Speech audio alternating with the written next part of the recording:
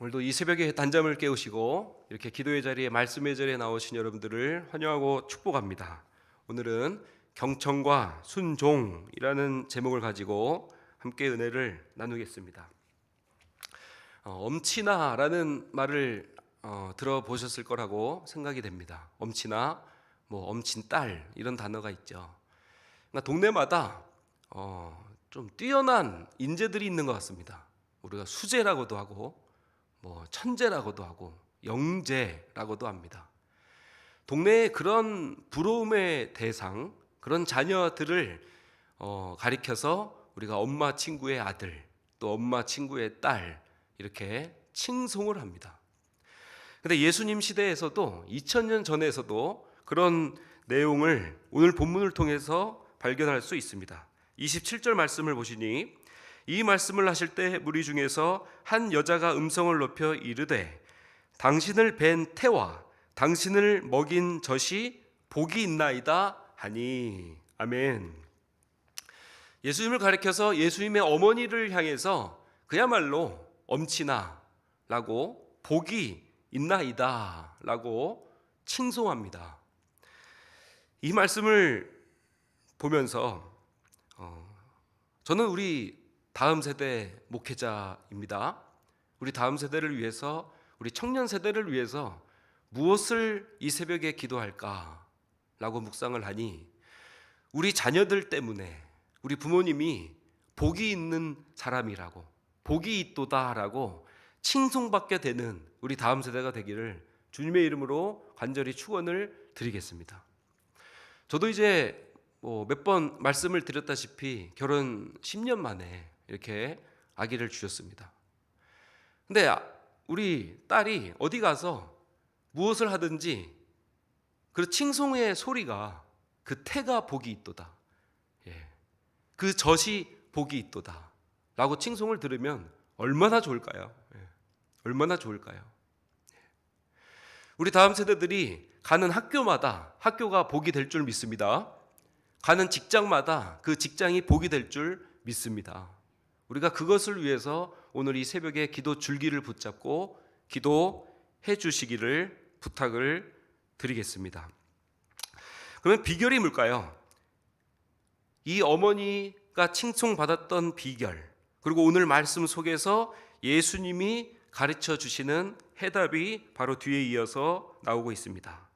그 말씀을 받아서 예수님께서 이르시되 오히려 하나님의 말씀을 듣고 지키는 자가 복이 있느니라 하시니라. 아멘. 이렇게 말씀하고 계십니다.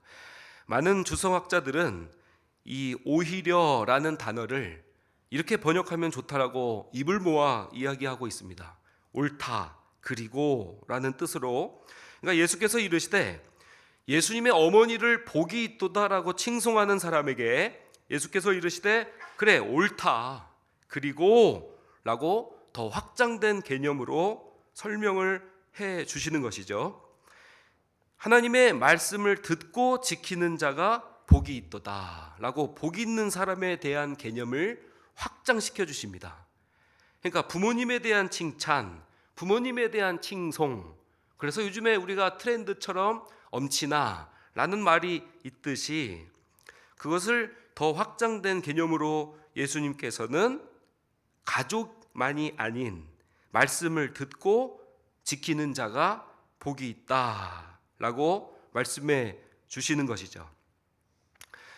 요즘은 이 복 있는 사람이라고 할 때 웰빙이 큰 화두인 것 같습니다.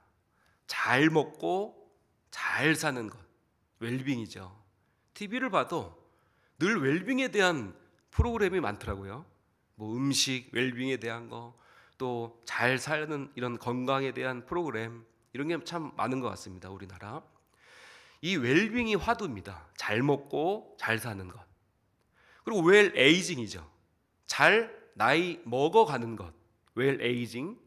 그리고 웰 다잉입니다. 잘 죽어가는 것. 그러니까 태어나서 웰빙, 태어나서 잘 나이 먹고 웰 다잉 할 때까지 우리 사람들의 전체 이 화두, 키워드는 바로 웰입니다. 웰. 잘 먹고 잘 사는 것. 그것을 이 세상 사람들은 바로 복 있는 사람이다, 잘 먹고 잘 살고 잘 사는 것이 바로 복 있는 사람이다 라고 정의하고 있습니다.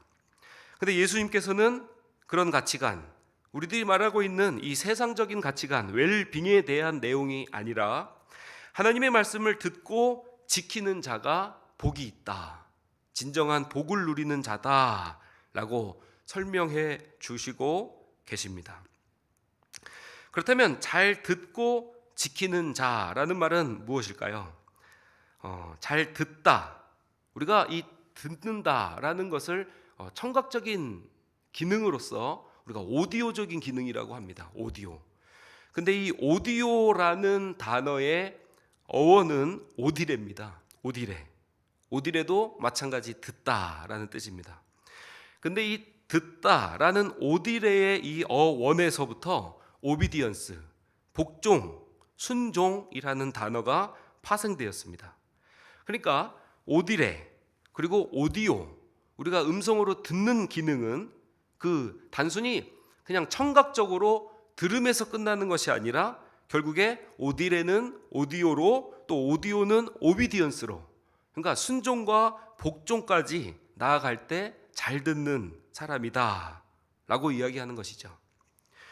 소명책을 기록한 오스기니스는 히브리 언어 중에 이 잘 지키다, 순종과 복종에 해당하는 단어가 없다라고 이야기합니다. 이 복종이라는 단어를 대체할 때 쓰는 유일한 단어는 바로 쉐마라는 단어로 대체를 하고 있는데요. 쉐마라는 단어는 경청하다, 주의하다, 귀를 기울이다, 주목하다, 그를 따라 행동하다, 이런 5가지의 의미를 담고 있습니다. 마지막이 참 압권인데요. 그를 따라 행동하다, 이게 듣다라는 뜻이거든요. 들으라라는 뜻인데 그를 따라 행동하다, 그래서 오스기니스는 이것을 바로 행동 모방이라고 표현하고 있습니다.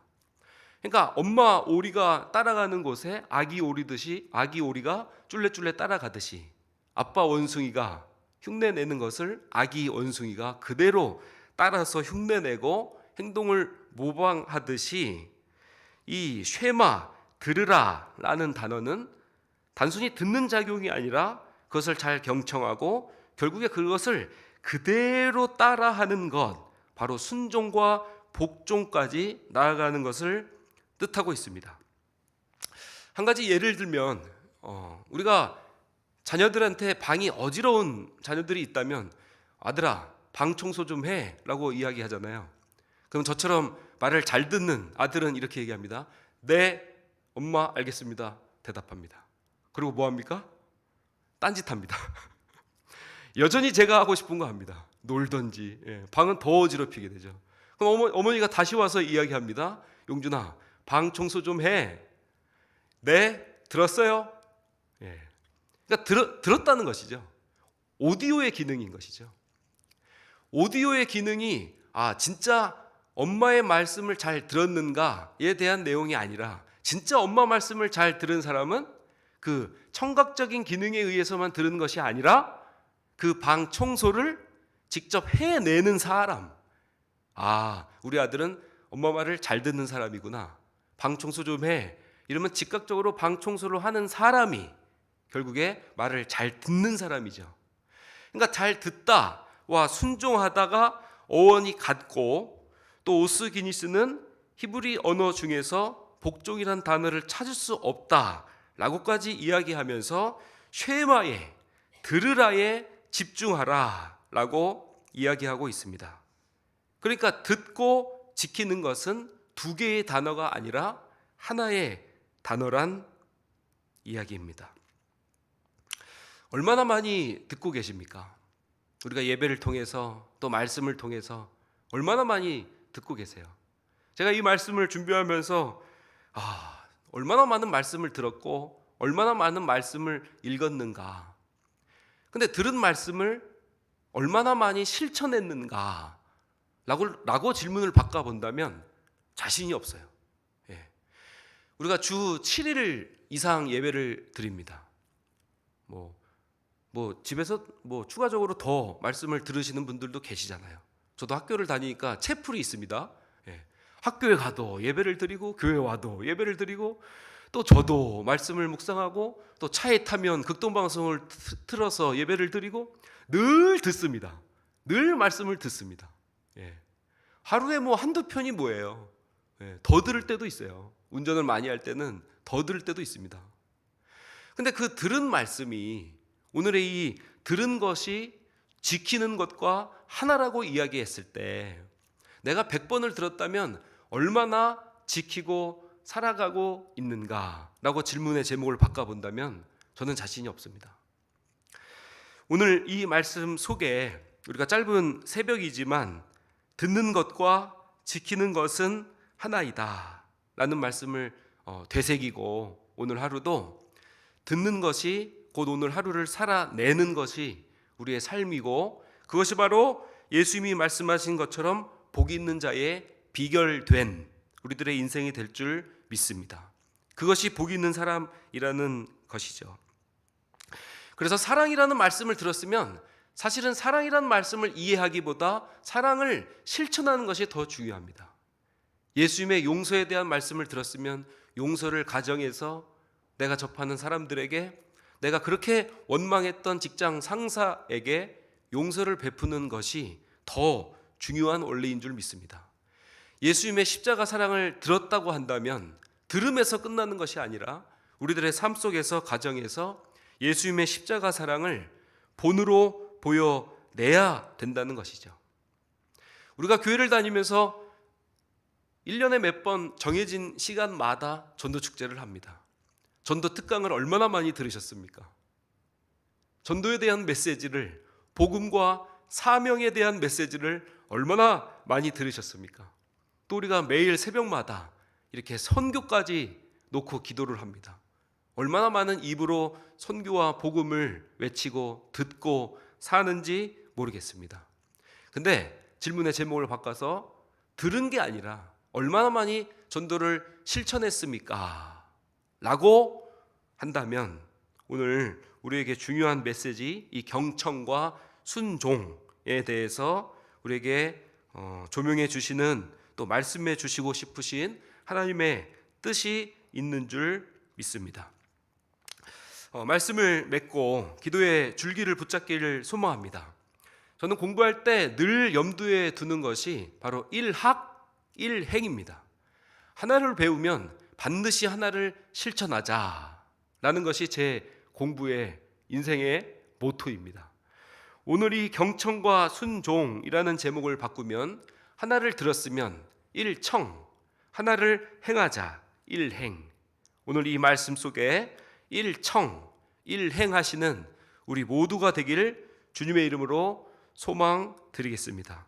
그것이 바로 주님께서 말씀하고 계시는 복 있는 자의 정의인 줄 믿습니다.